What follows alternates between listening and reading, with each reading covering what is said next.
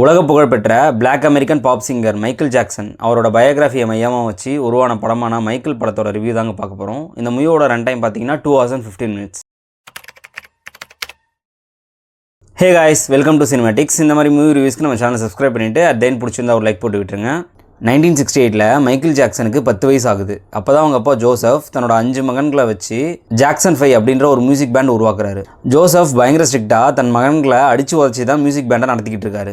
இந்த மாதிரி ஒரு சூழலில் வளர்கிற மைக்கேல் ஜாக்சனுக்கு ஏற்கனவே பாடுறதுலையும் ஆடுறதுலையும் ஆர்வம் இருக்குது. இப்படிப்பட்டவர் வளர்ந்து பெரியாளாகி தன் திறமை மூலயமா உலகத்தையே திரும்பி பார்க்க வைத்தது எப்படி அப்படின்றது தாங்க இந்த மைக்கேல் ஜாக்சன் 10 வயசுலேருந்து 30 வயசு வரைக்கும் அவர் ஃபேஸ் பண்ண ஸ்ட்ரகிள்ஸ் அண்ட் சக்ஸஸை பிரில்லியண்ட்டான ஆக்டிங் ஸ்கில் அண்ட் மியூசிக்கோட செமையாகவே பிளெண்ட் பண்ணி சொல்லியிருக்காங்க. ஒரு சின்ன பையனா அவர் ஃபேமிலியில் என்ன மாதிரி கொடுமைகள்லாம் அனுபவிச்சாரு அப்படின்றத லிட்டில் பிட் எமோஷனலாகவே சொல்லியிருந்தாங்க. மைக்கேல் ஜாக்சன் தன்னோட லேர்னிங் ஃபேஸில் ஃபஸ்ட் டைம் ரெக்கார்டிங் ரூமில் பாடுறதாகட்டும், தன்னோட சாங்ஸ்க்கு லிரிக்ஸ் எழுதுறதாகட்டும், இந்த மாதிரி சீக்வன்ஸ்லாம் செமையாகவே ரீக்ரியேட் பண்ணியிருந்தாங்க.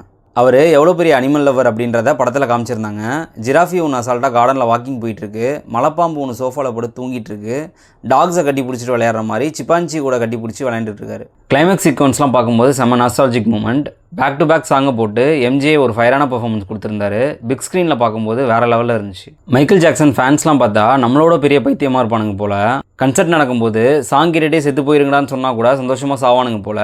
அந்த அளவுக்கு எம்ஜே வெறியனாக இருக்கானுங்க. மைக்கேல் ஜாக்சனோட உருவ ஒற்றுமைக்காக அவரோட அண்ணன் பையனான ஜஃபர் ஜாக்சனே இந்த படத்தில் நடிக்க வச்சுருந்தாங்க. அவரோ எம்ஜேவோட மறுபிறவி மாதிரி சின்ன சின்ன அசைவை கூட எக்ஸாக்டாக பண்ணுறதோட டான்ஸ்லாம் மறட்டி விட்டார். மைக்கேல் ஜாக்சனோட 10 வயசு கேரக்டர் பண்ண ஜூலியானோ வால்டி ஒரு இன்க்ரெடிபிள் பெர்ஃபார்மன்ஸ் தான் சொல்லணும். டான்ஸ், ஸ்டேஜ் ஷோ, அப்பாட்ட அடி வாங்குற எமோஷனல் மூமெண்ட்னு நவரசத்தையும் வெளிப்படுத்தியிருந்தாப்புல. மியூசிக் இல்லாமல் என்னதான் உயிரை கொடுத்து ஆடி இருந்தாலும் நம்மளால் என்ஜாய் பண்ணியிருக்க முடியாது. அந்த வகையில் மைக்கேல் ஜாக்சனோட ரெட்ரோ சாங்ஸ்லாம் அதே வைபோட செமையாகவே ரீக்ரியேட் பண்ணியிருந்தாங்க. சினிமோட்டோகிராஃபி பொறுத்த வரைக்கும் ஒரு ஃப்ரேம் செட் பண்ணதாகட்டும், அதில் யூஸ் பண்ண கலர் பேலட் ஆகட்டும், 70s 80s ஏராவை நம்ம கண்முன்னு நிறுத்தியிருந்தாங்க.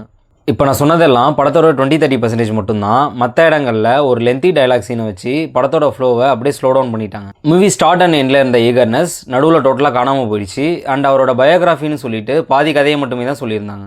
இன்னும் டார்க்கர் சைடான அவர் மேலே கோர்ட்டில் உள்ள கேசஸ் அண்ட் அதை அவர் எப்படி ஓவர் கம் பண்ணி வந்தார் அண்ட் உலகமே பேசப்படுற அவரோட கான்ட்ரவர்ஷியலான டெத்துன்னு இப்படி எதுவுமே இவங்க இதை பற்றி பேசவே இல்லை.